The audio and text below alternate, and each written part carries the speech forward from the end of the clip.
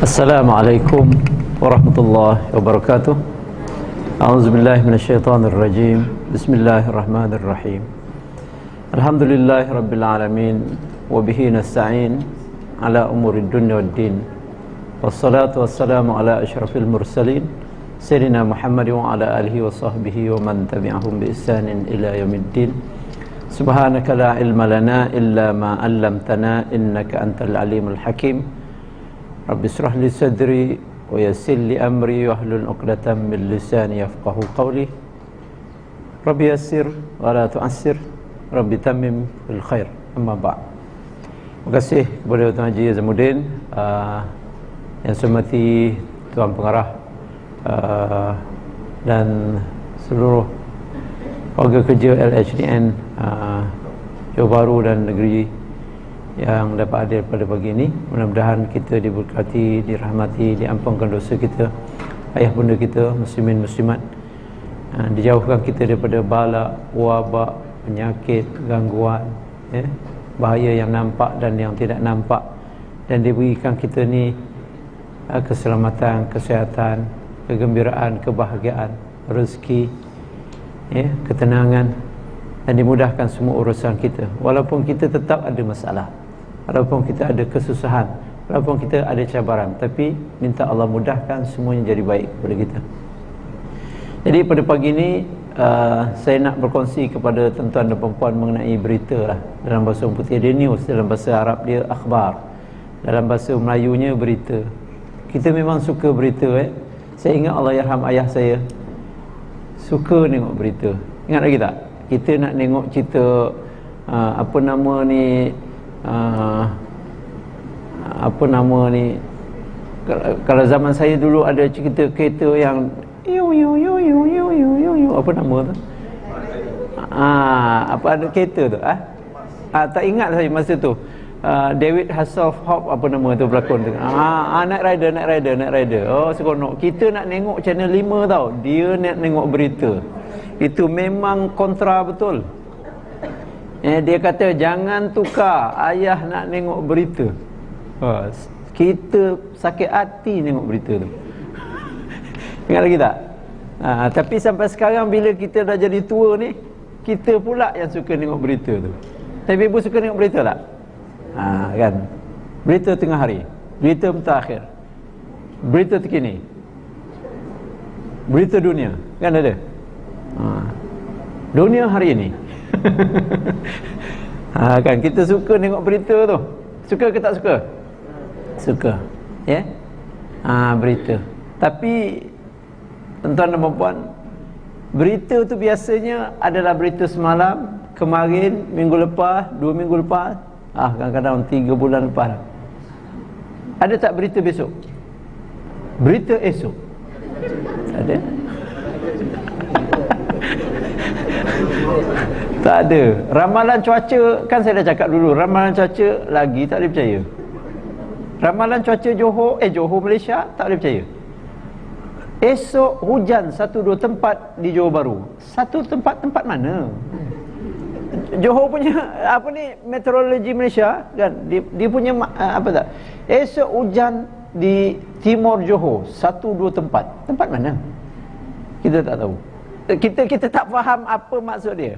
Tapi itu saya cakap dulu masa saya pergi Jepun kan. Jepun dia accurate. Dia cakap sini hujan, sini tak hujan. Dia memang accurate betul.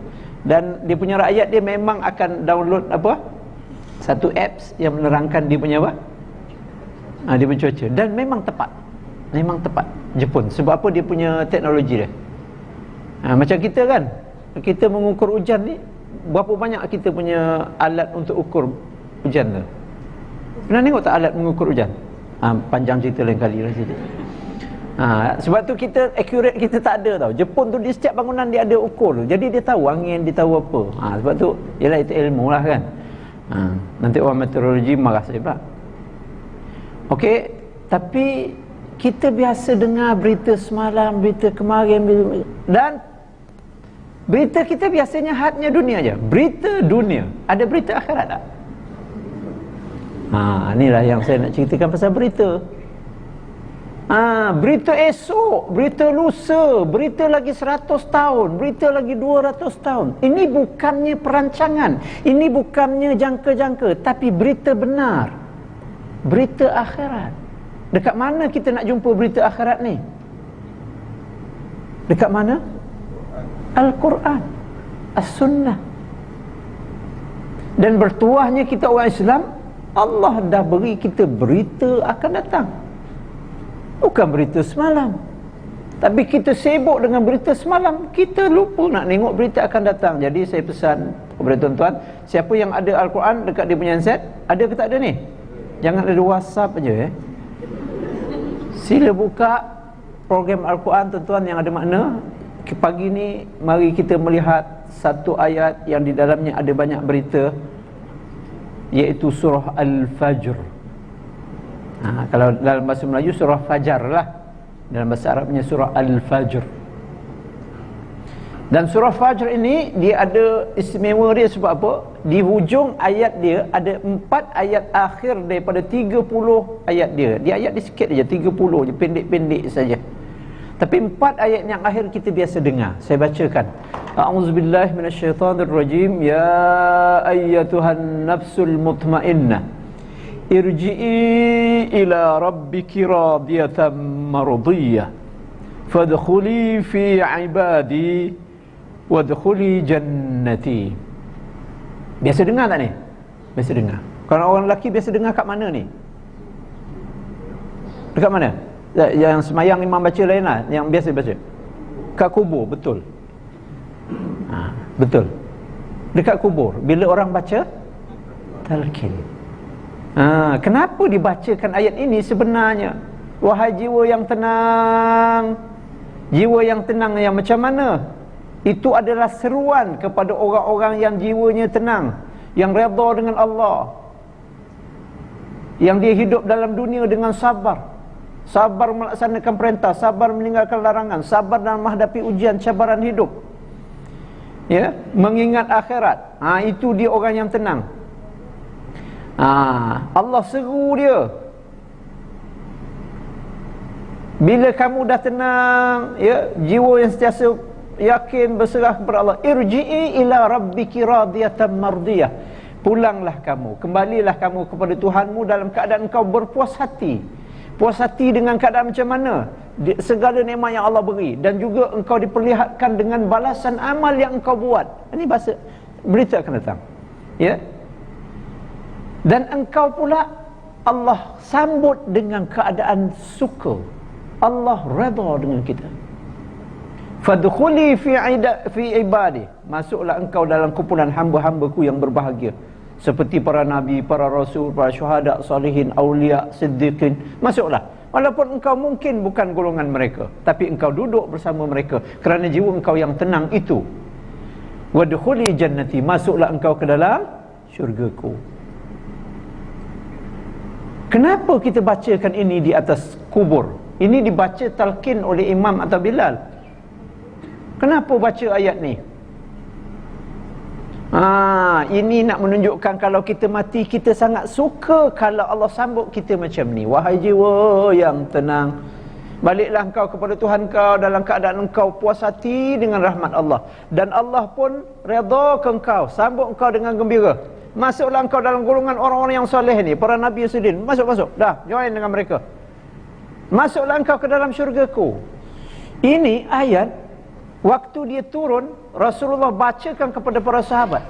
Antara yang hadir seketika itu ialah Sayyidina Abu Bakar As-Siddiq radhiyallahu an. Ini orang As-Siddiq tahu. Abu Bakar As-Siddiq ni lelaki pertama yang beriman kepada Rasulullah. Sebab itu dia dinamakan Siddiq, tak pernah gugat dia punya iman dia. Orang yang bersama dengan Rasulullah sampai Rasulullah wafat, bersama hijrah, semua. Setiap peperangan kalau Rasulullah ada, dia mesti ada. Ini orang, oh dahsyat. Tapi bila Rasulullah bacakan ayat ini, dia termangu, dia termenung. Dia kata, ya Rasulullah, alangkah moleknya sambutan ni, bertuahnya kalau orang kalau disambut nanti macam tu nanti, alangkah mulia. Dia rasa macam diri dia tu tak layak nak disambut macam tu. Dia rasa, padahal dia orang yang mulia. Rasulullah pujuk dia, wahai Abu Bakar, ketahuilah bahawa engkau akan disambut dengan sambutan itu.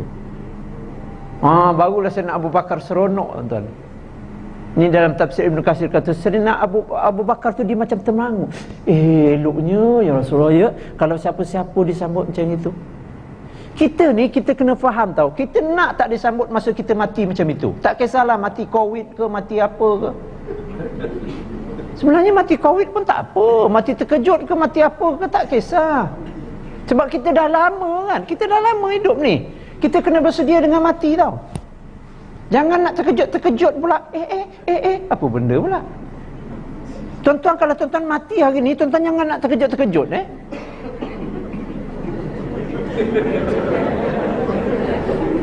Kan Allah Ta'ala dah beritahu bersedia dengan kematian. Mati. Apa benda pula ni?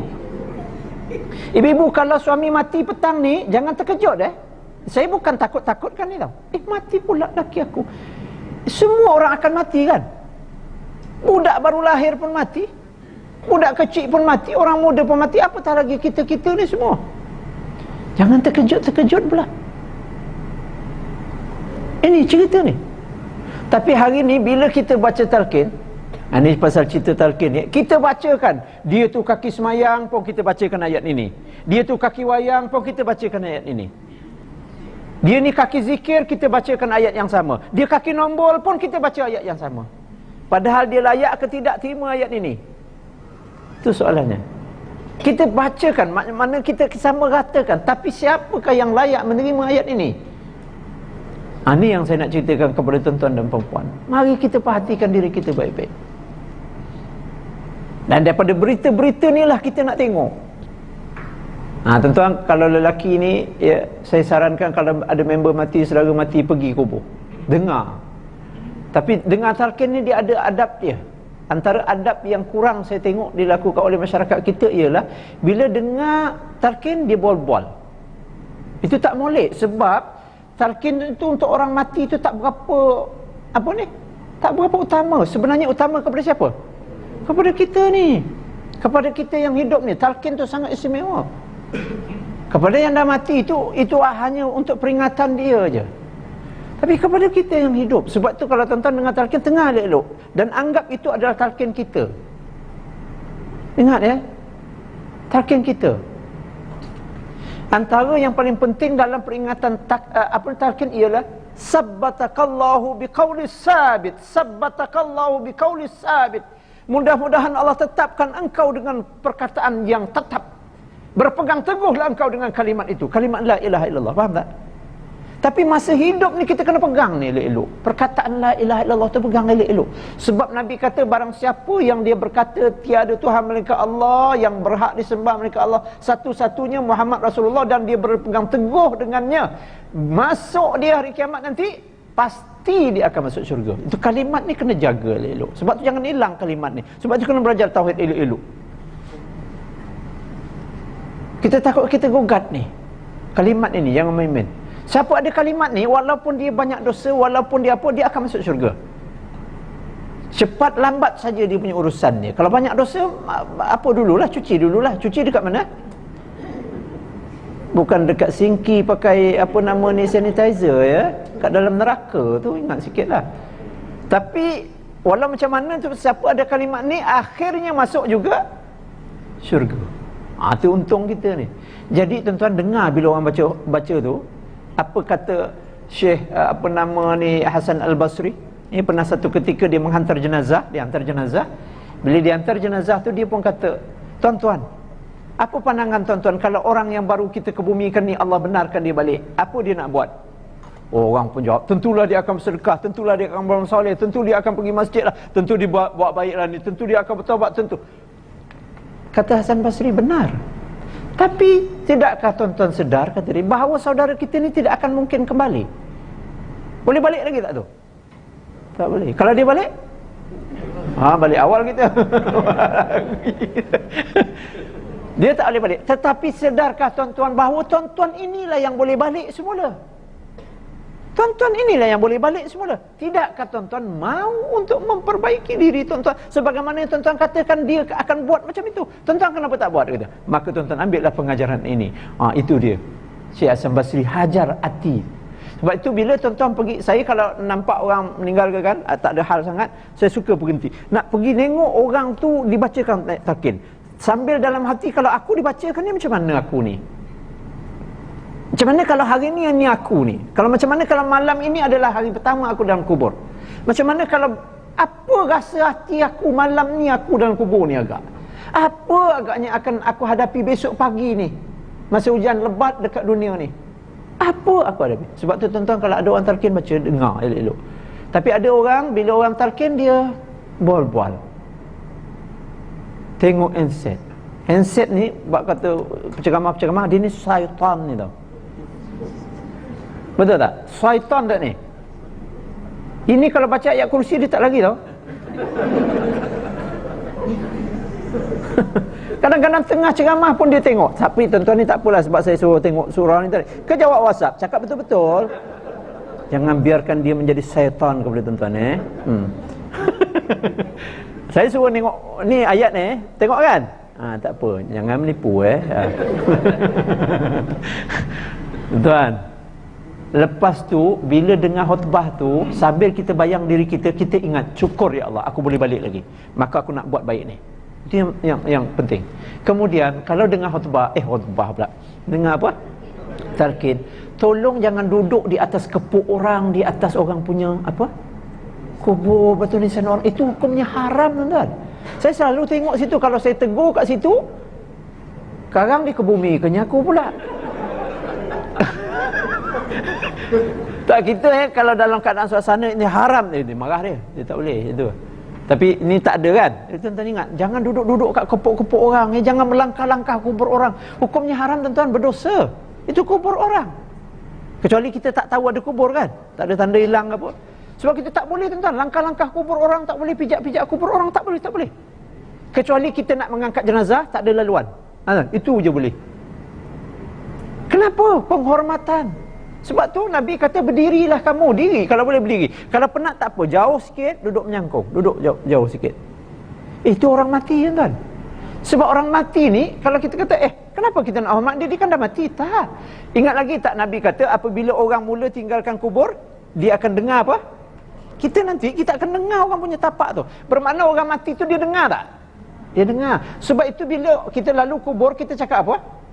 Assalamualaikum dar qaumin mu'minin, inna insyaallah bikum lahikun, Allahumma ighfir lana wa lakum, kan? Kita doakan tu. Bermakna dia hidup ke tak hidup tu? Dia hidup dalam alam dia. Mana dia sedar kan? Sebab tu kita tak boleh pijak-pijak kubur dia. Kita tak boleh. Betul, penghormatan kepada kubur. Kita kena lalu, beri salam. Dan kita akan merasai benda tu nanti pada masa akan datang. Dia hanya, it's the matter of time, you understand? Hanya masa je menentukan. Bersedia, tuan-tuan, jangan main-main. Okey, sekarang saya nak cerita. Dalam surah Fajr ini, nanti di depannya Allah beritahu siapa dia orang-orang yang bersifat tidak tenang, tak layak nak digelar sebagai orang yang tenang. Jom kita naik ke atas. Dan kemudian kita akan ceritakan berita yang besar. The big news. And it's not yesterday, last week. Dan dia bukan cerita berita dunia, tapi dia berita akhirat, berita yang lebih besar. Tak tahu berapa ribu tahun lagi akan datang. Okey, kita selusuri ayat ini. Tidaklah saya nak membedah tafsir ini terlalu panjang. Tapi sekadar tazkirah kita. Allah berfirman, wal fajr, demi waktu fajar. Waktu fajar ni sangat penting. Sebab fajar ni menyingsing, Allah dah mula nak menyebar rezeki, nak menyebarkan apa semua sekali lah, dengan para malaikat bertugas, ya. Sebab tu kita disuruh sujud, tunduk, patuh. Banyak orang tak bangun lagi tu. Walayalin ashr, dan malam 10 yang mempunyai kelebihan di sisi Allah. Ini cerita pasal 10 Zulhijjah. Kita tinggalkan. Wasyaf'i wal watr, bilangan yang genap serta ganjil. Walaili iza yas, dan malam apabila ia berlalu ataupun dia berlabuh. Malam kan, malam tu kan bila tutup je bumi ni, sebenarnya berlaku apa? Proses yang sangat hebat. Apa dia proses yang sangat hebat? Alam ini dia berehat. Kalau kita tengok pokok kan, pokok tu dia berdiri daripada pagi sampai petang kan, menghadapi panas, hujan, dia letih tu kan, dengan proses sintesis dan sebagainya. Dia tak boleh balik kan, dia tak boleh berehat. Dia tak ada apa kan. Tu pokok. Kan? Tu kan. Jadi bila malam berlabuh tu Allah tutup semua dia berehat sikit. Daripada proses tu. Sebab kalau tak ada malam, tumbuh-tumbuhan akan mati. Bila tumbuhan mati, apa ni? Makanan tak ada, binatang pun tak ada. Lama-lama dengan kita sekali kojol tu. Sebab itu malam tu jangan main-main. Sebab tu banyak Allah Ta'ala sebut malam ni. Faham tak? Sebab itu ada surah yang nama Al-Lail. Surah Al-Lail. Balik tengok surah Al-Lail.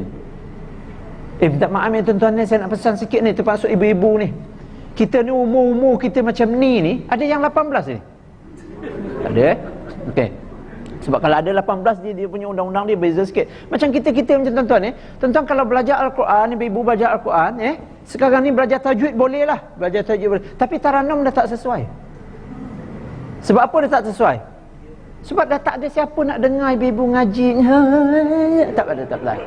Dah tak sesuai. Lepas tu tuan-tuan pun tak nak masuk apa nama ni, tilawat. Mungkin Imam Hasan nak kena. Mana Imam Hasan ni Mungkin kalau tuan-tuan ni tak dah ada nak belajar zaharka ke apa benda, ada baca. Tak payahlah, bukan masanya lagi lah. Suara pun tak apa sedap saya tengok ni. Jadi umur kita ni sebenarnya apa yang kita nak belajar yang lebih penting? Tafsir. Faham tak? Kita dah bukan masanya lagi. Kalau budak belas-belas tu dia boleh lah kan. Innalladzi. Tu kita ni tak payahlah. Buat air liur menyembur je. Tak payah. Dah tak sesuai lah tuan-tuan. Bukan saya tak, betul Nabi suruh sedapkan kan. Tapi umur kita ni tuan-tuan, nanti kita sibuk-sibuk belajar lagu, tak tengok apa yang Allah cakap ni. Faham tak? Tuan-tuan tolonglah tuan-tuan, balik ni buka lah, tengok apa yang Allah cakap ni. Kita sibuk berita dunia, berita semalam, berita, tapi kita tak tengok berita yang lebih penting yang kita akan lalui. Okey, itu habis.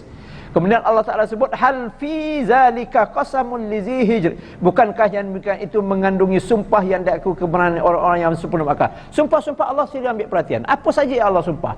Wadduha, demi waktu duha. Apa lagi? Wallaili idza saja. Allah banyak sumpah. Wattini waitun. Banyak yang Allah sumpah. Allah sumpah mesti ada satu makna. Okey, habis. Kemudian Allah Ta'ala sebut, alam tara kaifa fa'ala rabbuka bi'ad. Kami tidak akan membinasakan orang-orang yang menentang wahai Muhammad. Tidak akan kau perhatikan bagaimana Tuhanmu telah melakukan terhadap kaum Ad yang kufur dahaka. Allah beritahu, ini contoh-contoh orang yang hati dia tak tenang, tak tunduk, tak patuh. Jangan ikut perangai ini. Kaum Ad. Itu yang pertama Allah Ta'ala sebut. Irama zatil imad, iaitu penduduk Iram, yang mempunyai bangunan-bangunan yang tinggi tiangnya sesuai dengan penduduk dia. Penduduk dia badan besar-besar, teknologi tinggi. Dia buat tiang-tiang yang tinggi. Tu besar-besar tiang dia. Ini macam orang-orang Rom, faham tak? Dia tiang dia. Kita pun dah ada tiang ni sekarang kat Malaysia ni. Tiang-tiang Rom tu kita pun dah pakai, betul tak?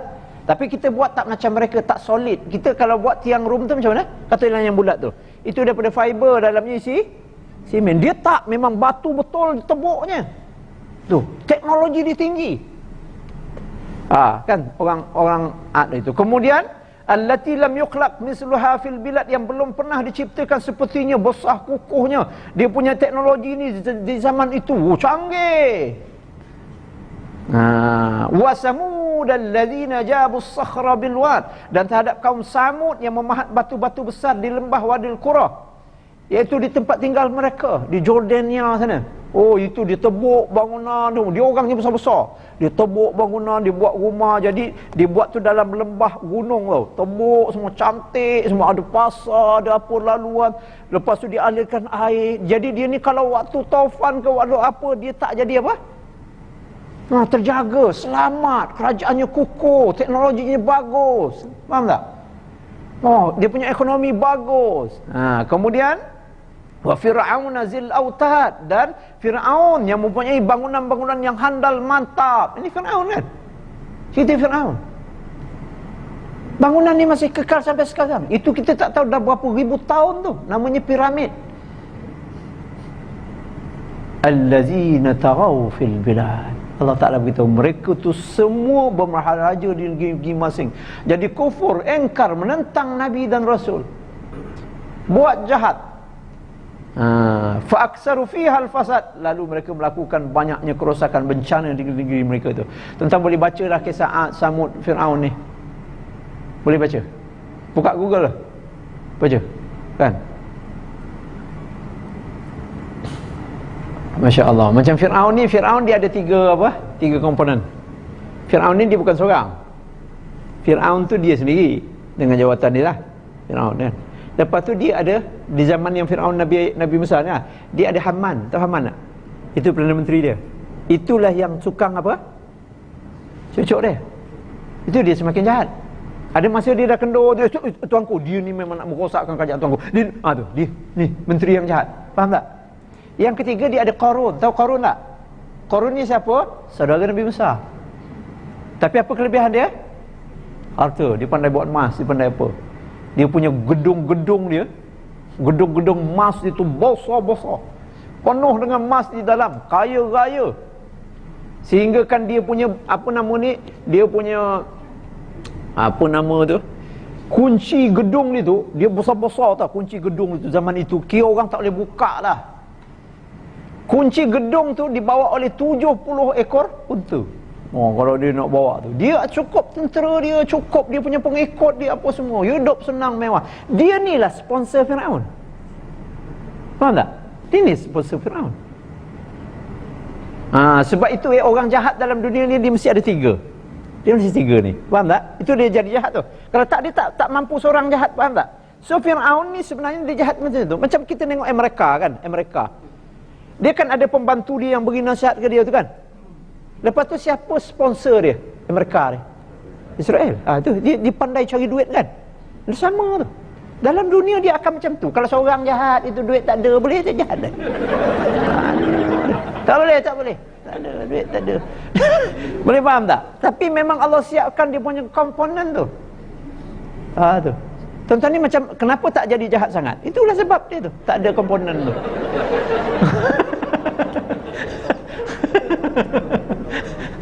Tuan-tuan cakap apa yang Allah Ta'ala cakap dalam Al-Quran sama je. Tuan-tuan tengoklah, kalau ada negeri-negeri yang jahat tu, sama je perangai dia tu. Dia takkan lari sebab sunnatullah tu sama. Okey, saya tak nak cerita itulah. Tuan-tuan boleh baca kisah tu. Akhirnya semuanya hancurkan mereka tu. Okey, kemudian Allah Ta'ala sebut apa? Fasabba alaihim rabbuka sauta azab. Dengan yang demikian Tuhanmu mencurahkan ke atas mereka berbagai paluan azab. Ni semua hancur. Firaun macam mana hancur dia? Tenggelam dalam laut. Kaum Ad, kaum Samud hancur. Okey. Kemudian Allah Ta'ala dah mula ingatkan kita ni, inna rabbaka labil mirsad, sesungguhnya Tuhanmu tetap mengawas dan membalas, terutama balasan akhirat. Mereka tu dah hancur, akhirat pun akan diazab nanti lagi teruk tu. Tapi Allah Ta'ala beritahu, Allah mengawasi, Allah perhati, Allah akan balas. Engkau jaga-jaga. Ini pengawasan Allah SWT. Jadi kita sebagai orang yang beriman, kalau nak jadi orang yang tenang, yang nak disambut sebagai ya ayyatuhan nafsul mutmainnah, yang pertama harus berpegang teguh bahawa kita sentiasa di-observe. Do you understand? Kita ni akan diawas. Katalah satu tempat ada CCTV. Tahu CCTV tak? Macam mana keadaan kita kalau kita tahu ada CCTV? Ada CCTV. Kan kita ada CCTV. Kan? Kalau macam dalam lift kan, kita masuk suami isteri ke kan, tiba-tiba ada CCTV. Ada CCTV, jangan cium-cium. Contoh gitulah, contoh je saya bagi tahu tu. Tapi CCTV walau banyak mana pun CCTV, ada blind spot tak? Ada blind spot. Tahu tak blind spot? Apa cakap Melayu blind spot ni? Titik buta. Ataupun kita kata sisi yang terselindung ni. Kalau bawa kereta kena tahu blind spot tahu.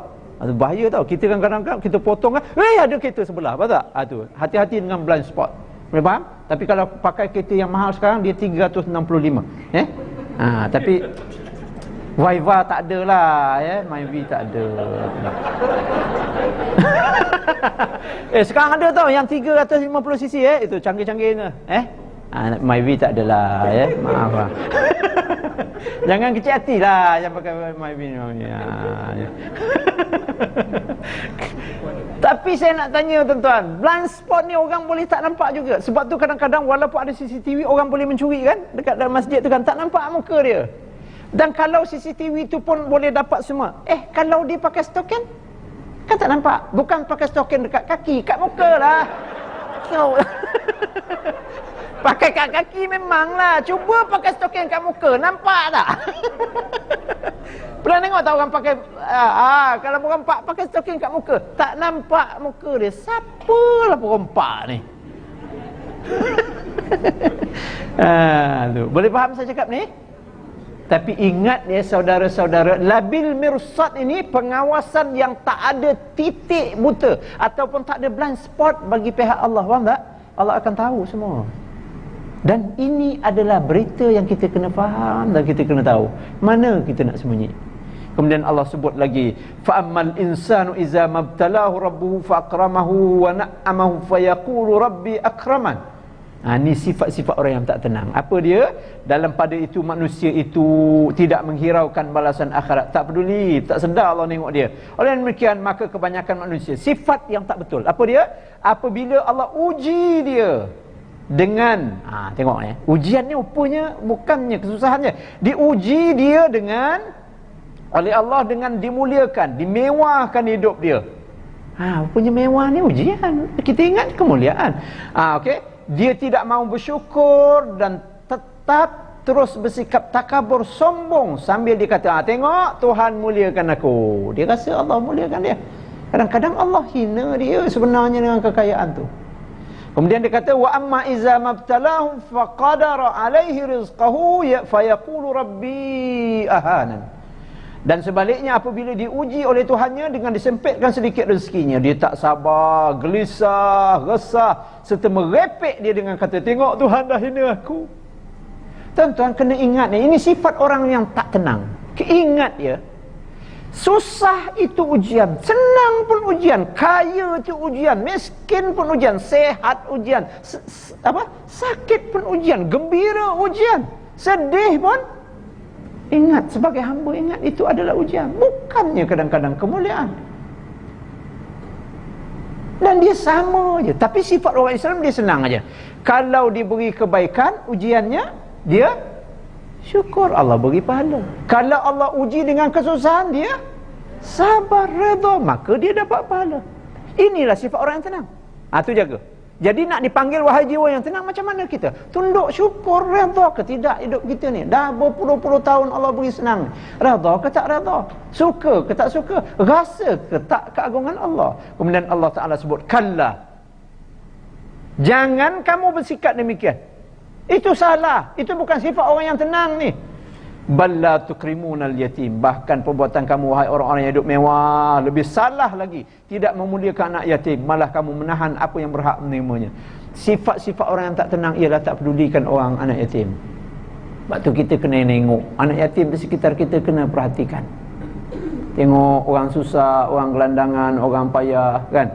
Tengok, Nabi kata rumah yang mulia ialah rumah yang ada anak yatim yang dimuliakan, diberikan hak dia. Rumah yang jahat, yang buruk ialah rumah yang ada anak yatim tidak dipedulikan, tak diberikan haknya. Kalau kita punya taman kita, macam itulah. Taman yang baik ialah taman yang kalau ada anak yatim diperhatikan. Kalau yang tak baik, maka yang tak diperhatikan. Sebab tu kita jangan ikut seronok kita je. Kita tak perasan ada anak yatim dekat lorong kita, dekat kampung kita. Ambil perhatian. Ya, perhatikan. Jangan sampai anak yatim terbiar, dia tak ada bapa. Kemudian dikata, wala tahadduna ala ta'amil miskin. Dan kamu tidak menggalakkan untuk memberi makan orang-orang yang fakir miskin. Ni jaga sifat-sifat ni, bahaya. Ni Allah Ta'ala tak panggil kita pakai jiwa yang tenang dan yang tunduk nanti. Sebab tu jangan tak pedulikan fakir miskin. Saya beberapa minggu lepas saya pergi dengan saya punya pelajar-pelajar saya, pergi satu rumah fitrah kasih. Ni beberapa tempat saya dah cerita. Pernah dengar tak rumah pelindungan fitrah kasih? Pergi dekat Google, tulis fitrah, F-I-T-R-A-H kasih, Q-A-S-E-H. Saya pergi situ, saya macam terkejut lah. Saya macam, alamak, saya jadi rasa down. Kenapa saya down? Saya memikirkan diri saya. Saya pergi rumah tu, sebenarnya rumah tu ialah rumah yang telah dibina 6 tahun yang lalu oleh sepasang suami isteri. Mana saya tahu pasal fitrah kasih ni, ada satu ustaz, dia cikgu sekolah agama, bapak dia baik dengan saya. Dia selalu update dekat dia punya Facebook lah tentang budak-budak ni. Jadi satu ketika tu saya terserempak dekat dia, dekat Plaza Kini, dekat Kota Tinggi. Tahu Plaza Kini tak? Tak pernah pergi kota, kesian betul. Okey. Kat sana tu biasa kita beli grocery apa benda semua situ kan. Jadi saya jumpa dia. Dia ni duduk dekat mengajar dekat Majidi. Jadi apa khabar bual-bual tu lah. Macam mana rumah tuan-tuan? Oh, nanti ustaz datang lah. Jadi jumpa tu saya pun dapat kontak dia. Akhirnya saya beritahu dekat jemaah-jemaah yang saya pergilah, saya ceramahkan. Akhirnya jemaah kuliah duha Masjid Jami' Kota Tinggi dia buat donation, dia ajak saya pergi. Bawa ustaz punya anak murid. So saya ni follow je lah dengan anak murid saya, pergilah. Naik bas sampai sana. Rumah tu berada di Lakin Bomba. Di belakang Haji Pul Kacang Haji Pul belakang tu. Masih kalau saya nanti Perkis cuba pergi. Dah pernah pergi belum?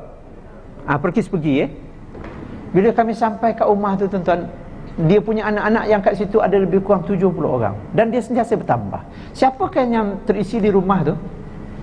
Anak yatim piatu, budak gelandangan, budak yang diseksa ataupun didera oleh ibu bapa, budak-budak yang mengandung, yang tak tahu kat mana nak pergi, orang yang dia ni tak ada IC, tak ada apa. Faham tak? Budak-budak tak ada IC. Contohnya mak dia endon, bapak dia pun endon. Dia tak ada apa-apa IC, mak dia mati dah lama. Tiba-tiba bapak dia pun mati. Jadi budak ni bergelandangan kena kemari. Mana nak buat budak ni? Nak kata dia balik endon, siapa nak bawa dia endon? Dia pun tak tahu umur dia baru 17 tahun, 8 tahun, 23 dia balik. Nak ke mana budak ni? Dia orang ambil.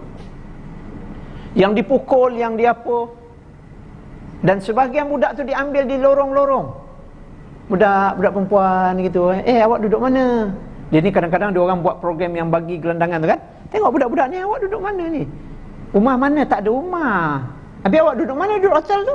Macam mana awak boleh duduk hotel tu? Ada pakcik yang bayarkan. Habis saya tidurlah dengan pakcik tu. Dia jadi mangsa apa? Kepada pakcik tu. Dia duduk. Jadi dia kata kami ambil budak-budak ni. Saya rasa macam down. Saya fikir Masya Allah, saya ni asyik ceramah je. Yang saya kagum dengan ustaz tu, dan yang saya kagum adalah pendiri rumah tu. Dia suami isteri. Isteri dia tu okey, pakai tudung labu, okey. Orangnya pun tak berapa banyak cakap, tapi katanya dia kaunselor. Maknanya dia suka apa kan. Tapi dia kurang cakap lah. Lepas tu suami dia. Yang saya kagumkan suami dia ni. Apa yang saya kagumkan suami dia? Suami dia bukan ustaz, bukan pakai songkok macam saya. Saya ni kalau malam saya pakai jubah tau, jangan main-main. Jangan main-main. Saya di sini ada apa nama ni? Apa nama ni? Selendang, ada capar Rasul. Jangan main-main tau. Tu. Dia orangnya biasa je. Dia pakai t-shirt, seluar jeans, lepas tu dia ada apa nama ni yang sarung tempat duit tu, apa nama tu? Posh tu. Dia pakai topi. Tapi hati dia jauh ustaz daripada saya. Saya tanya, macam mana abang belanja semua ni bang? Abang kerja apa? Sebab rumah tu sewa je. Rumah yang satu tu 1,500, satu lagi tu 1,500. Ada orang kaya yang bantu. Belanja satu bulan berapa? Tak masuk makan ustaz, 18,000. Ya budak 70 orang kan? Makan sekolah apa semua sekali. Saya tanya, abang kerja apa? Saya kerja biasa ustaz. Kerja apa? Saya ni pukul 4 pagi, saya akan bawa lori saya pergi ke kilang, ambil ayam. Masuk, saya download ayam, masuk dalam tu. Bukan download handset itu kena bawa lah, apa nama dia? Loading. Orang zaman sekarang dia dah rosak dunia bahasa tau. Dia loading. Lepas tu saya balik sini, saya semayang dengan budak-budak ni. Lepas tu saya hantar budak-budak ni sekolah. Sebab siapa yang ada IC yang apa sekolah, dia hantarkan sekolah. Lepas tu habis saya balik, saya akan bawa lori ni, saya distribute lah ayam ni. Dia ni pengedar ayam anda. Itulah kerja dia. Habis saya tanya, kalau budak-budak ni yang sekolah, sebab ada siapa yang ada IC sekolah, yang tak ada IC tak ada sekolah, duduk situ lah. Saya tanya, habis macam mana abang belanja sekolah? Pergi sekolah mesti belanja sekolah kan? Berarti tak apa, RM3 kan? Betul tak? Kalau kat JB belanja anak berapa sekolah? RM32, banyaknya. Berapa ringgit? 5 paling tidak. Itu pun tu kulat-kulat dia makan nasi lemak tau. Makan nasi ayam tadi tapi tak ada ayam. Saya kata, macam mana bang belanja Allah lah Ustaz, Allah bagi. Oh, saya macam termenung tuan. Murninya hati dia tu. Masya Allah, saya termenung tuan. Dan ada anak-anak kita ni Ustaz, sebab dah 6 tahun kan, ada yang dah besar, ada seorang belajar di Mesir. Saya kata, wah, boleh belajar kat Azhar ke Mesir? Ya, ada yang masuk universiti, ada yang apa, ada beberapa orang lah yang dia dah apa. Habis tu belanja, siapa yang tanggung bang? Kami belanja. Wah, saya kata, Masya Allah. Macam mana belanja? InsyaAllah Allah bagilah. Kadang-kadang dah ujung bulan tak tahu apa, adalah orang yang hantar, adalah tiba-tiba Allah lah dia kata, oh takwa dia, tawakal dia, serah diri dia, redha dia. Ada masa kami tak ada apa-apa, kami masak nasi. Dia budak, ada yang besar-besar budak-budak tu masak lah, yang perempuan-perempuan masak. Kalau tak ada apa, kami goreng telur, kami makanlah dengan kicap, makan. Tapi ada masa rezeki banyak lebih, ada makanan banyak kata. Kalau lebih banyak kita pun tak boleh simpan, kami akan distribute ke rumah-rumah kebajikan yang lain. Dan ada masa ni di belakang ni ada apa ni dia kata flat, maka kalau flat tu pun ada orang miskin kan, ada lebih kami bagi. Dan kami selalu bagi makan kepada orang-orang gelandangan. Wah, saya kata Masya Allah, Subhanallah. Ada orang tuan-tuan diberi minum anjing, Allah ampunkan dosa dia. Pernah dengar cerita tu kan? Imam Ghazali, dia diampunkan oleh Allah Ta'ala sebab lalat yang minum dekat dia punya tinta. Kan? Pernah dengar cerita tu kan? Tapi ini dia menyelamatkan siapa? Budak yang tu Ustaz, dia cakap-cakap lah tu kan. Nanti pergi tengok budak-budak tu. Yang itu Ustaz tengah mengandung perempuan, umur 14. Allahu Akbar. Saya macam termenung. Saya kata, aku ni apa Waktu ibu kita jangan asyik fikir diri kita je. Ini yang bapak-bapak yang semayang cuma Allah, ya je tau. Kita tidak pedulikan orang lain tau. Lepas tu kita terkira-kira, kita rasa-rasa aku ni syurga lah ni. Kita ni sebenarnya di mana? Tapi saya ni hanya boleh distribute kisah ni tau. Saya tak mempunyai kuasa yang banyak sangat.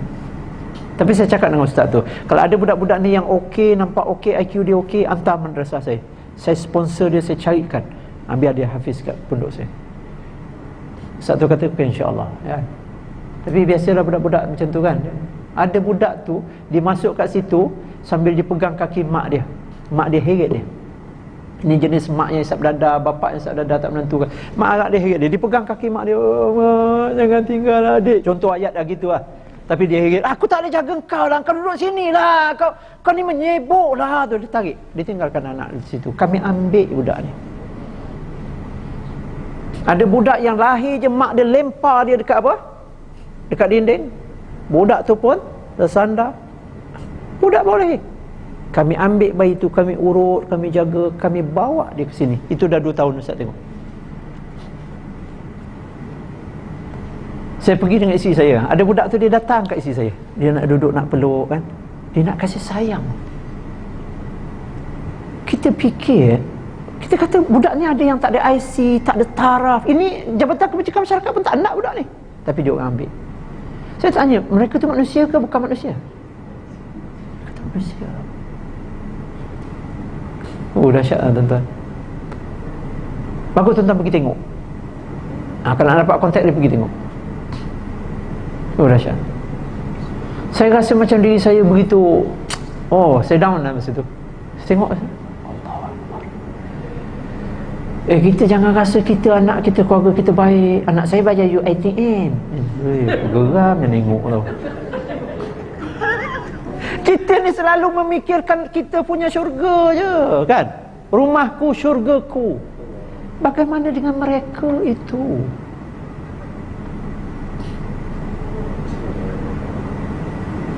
Saya fikir rumah tu terlalu kecil tuan-tuan. Duduk berpuluh orang rumah tu. Itulah dibuat surau dia itu rumah sewa kan, tapi dia apakan lah, expand kan. Pada saya lah, kita ni orang Islam kan, salah ke kita carikan tempat yang proper untuk mereka tu? Jangan harap kebajikan masyarakat lah. Payah sangat kebajikan masyarakat ni, banyak sangat prosedurnya. Dia urus semua tuan-tuan. Kalau ada budak tu yang boleh diuruskan nak dapat gaisi dia urus. Itu kalau pergi JKM kata pergi polis pula kata pergi ke pendaftaran kata pergi JKM balik, JKM kata pergi polis kata pergi tapi dia relax ke? Dia uruskan tuan-tuan. Sampai kadang-kadang JKM kata pergi cari ketua kampung, lepas tu cari 4 orang saksi kampung tu, mereka pergi cari tuan-tuan, sampai dapatkan budak tu punya. Mana yang boleh yang tak boleh tak ada, tak apa. Tapi mereka tu manusia tau. Bagusnya tuan-tuan, tiap-tiap malam qiyamul lail semua budak-budak dia didik semua. Dahsyatlah tuan-tuan. Kadang-kadang fikir macam mana kita ni. Okey, habis. Panjang sangat tu sebenarnya Itu macam dah melampau batas Okey, saya teruskan sikit kemudian sifat-sifat mereka lagi, wa ta'kuluna turasa aklan lamma, dan kamu sentiasa makan harta pusaka secara rakus, tidak membezakan halal haram. Ni perangai yang tak baik kan, suka makan benda haram. Harta pusaka jaga-jaga. Contoh harta pusaka yang tak betul macam mana? Banyaklah contoh ni, orang pun dah WhatsApp saya tengok tu. Okey, kalau contoh lelaki, dia kahwin dengan seorang perempuan. Okey, perempuan tu janda. Okey, perempuan tu ada anak dengan suami lama dia, 2 orang contohnya. Dia kahwin dengan janda tu. Jadi budak tu pun dah besar, budak tu pun keluar. Okey? Dia pun kahwin dengan janda tu, dapat anak 2 orang misalnya dengan janda tu. Tak lama mati janda tu. Tapi harta janda tu dia ambil bersama anak bersama je. Faham tak? Anak janda tu, maknanya anak isteri dia yang lama tu ada hak ke tak ada hak? Dia putuskan hak itu seolah-olah tidak wujud. Betul tak? Biasa berlaku tu. Perempuan pun biasa berlaku macam tu. Dia kahwin dengan seorang lelaki duda. Duda tu sebelum tu ada anak kan. Bila mati laki dia tu, dia dah suruh dah tukar nama dulu, dia pun ambil harta tu bersama anak, bersama suami tu. Anak dia, anak tiri dia, ada hak ke tak ada hak? Itu belum lagi adik-beradik. Kan anak 6, tapi bila mati je bapak, nanti ada dulu kubur merah lagi, jangan tamak harta benda gitu. Tiba-tiba abang mati. Abang tu ada anak yatim. Tapi yang menguruskan kebun berapa orang je. Budak tu tak dapat. Ada tak kat situ ruang anak yatim tu? Makan harta anak yatim. Ada. Banyak contoh-contoh tu. Ada lagi satu kes yang saya selalu tengok dalam orang Melayu ni, pasal turas ni ataupun harta pesaka. Dia tak nak ambil tahu. Tak payahlah, aku tak kisah dan semua, tak dapat pun tak apalah, lantaklah, aku tak campur. Masalah tak campur. Kesannya apa? Harta tu tak dapat diselesaikan. Boleh faham tak? Akhirnya mati, ada anak keturunan kan. Akhir harta tu ada seorang 2 je yang urus, ada yang ambil harta. Kan ada banyak hak tu. Apa jadi tu? Sebab perangai tak peduli, aku tak hendak lah apa benda tu. Itu tak betul. Kalau tak hendak, aku tak ingin, aku tak suka, ambil lah kau orang, buat surat betul-betul. Faham tak? Surat betul-betul yang bersain ada tanda apa? Saya serahkan semuanya. Boleh faham tak? Kalau tak macam mana? Sebab tu harta orang Melayu banyak jadi tergendala, tak berurus. Faham tak? Itu belum lagi tanah adat, tanah itu, tanah ini. Jaga. Kemudian yang kedua, wa tuhibbunal mala hubban jamma, serta kamu pula sayang harta kamu secara tamak halobo. Terlalu cintakan harta. Siapa yang tak cintakan harta? Semua cinta. Tapi jangan melampau-lampau sangat tamak harta. Ada tak orang kedekut? Dengan isteri pun kedekut. Ada tak? Banyak ni dengan isteri pun kedekut. Sian, isteri baju dah lusuh lah. Suami smart, isteri ya Allah kesian. Dalam dah 7 tahun tak isteri dia. Kesian isteri dia. Tuan-tuan jangan kedekut tuan-tuan Sian, dengan anak nak belanja es krim Walls pun kedekut. Walls, hidup biar sedap kan. Dengan anak-anak pun tak, ya Allah berkira, kedekut. Janganlah sedekah jauh sekali. Kalau lalu tabung dia pakai senyum je. Tapi LHDN saya dah cakap, LHDN memang saya tabik lah. LHDN ni memang orang-orangnya rajin sedekah. Itu saya tahu. Tapi bagi yang tidak lah. Kan? Kadang-kadang pada diri sendiri pun kedekut. Jangankan kepada isteri, diri sendiri pun kedekut. Tuan-tuan jangan macam tu Duit ada tapi sayang duit tu. Baju dalam, suara dalam dah macam roti kirai. Tuan-tuan pernah tengok cerita P. Ramlee tak? Piramli yang bila dia kena dengan perempuan tu tipu, bawa makan ramai-ramai tu kan adik-beradik dia. Sekali dia balik pakai, hey! Itu. Piramli very clear dia punya message dia tu. Dia memang artis yang baik. Dia tunjukkan sebenarnya itu dia menyindir orang Melayu. Boleh faham tak? Tentang jangan sampai saudara macam tu Ni silap-silap takut ada ni. Pada diri sendiri pun kedekut melampau betul.